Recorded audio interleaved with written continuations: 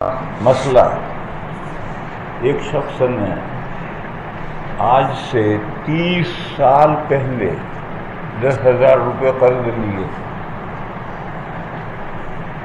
چلتا رہا آج وہ واپس کرتا ہے تو 30 سال پہلے کے 10 روپے اور آج کے 10 روپے برابر نہیں ہیں۔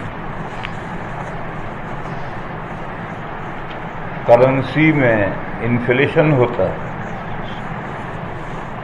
ہر ملک کی کرنسی گرتی ہے۔ برطانیہ کا پاؤنڈ جس کے 100 روپے قیمت ہے،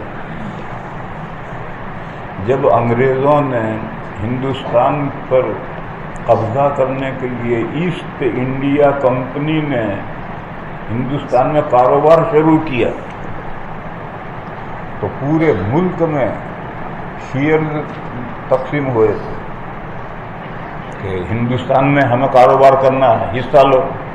تو پورے ملک میں سے 30,000 پاؤنڈ چندہ ہوا تھا اور 30,000 پاؤنڈ سے انہوں نے 20 پانی کے جہاز خریدے تھے اور 20 جہاز مال بھر کر کے خریدا تھا اسی 30,000 میں۔ آج برطانیہ میں چلے جاؤ، 30,000 میں ایک کمرہ بھی نہیں ملتا۔ وہ تو اس ملک میں آ کر کے 1 پاؤنڈ کے 100 روپے ہو گئے، وہاں کچھ بھی حیثیت نہیں۔ تو ہر کرنسی میں انفلیشن ہوتا ہے۔ بس 30 سال پہلے ہم نے 10,000 قرض لیا ہے، آج ہم 10,000 لوٹائیں تو یہ انصاف کی بات نہیں۔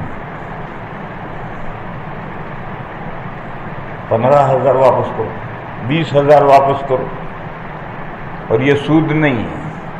سود کب ہے؟ جبکہ قرضے میں شرط ہو تو سود ہے، اور اگر شرط نہیں ہے، ہم انفلیشن کا لحاظ کر کے 15,000 قرضہ لوٹاتے ہیں یا 20,000 لوٹاتے ہیں تو یہ جائز ہے۔ ابن عمر قرضہ لوٹاتے تھے تو قرضہ جتنا لیتے تھے اس سے زائد لوٹاتے تھے۔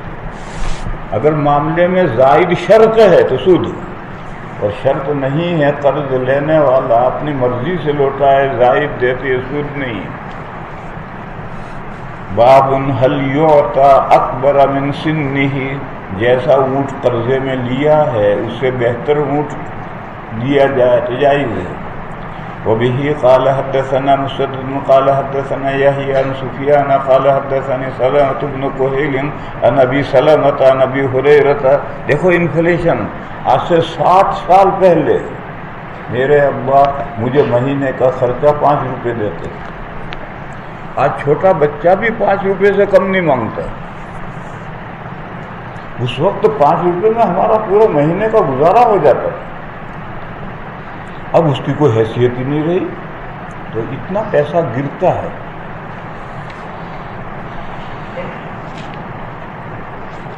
ان ابی سلمۃ عن ابی ہریرۃ،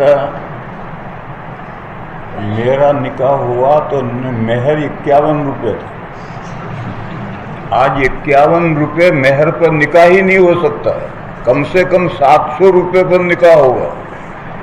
اس وقت 51 روپے مہر پر نکاح ہوا تھا۔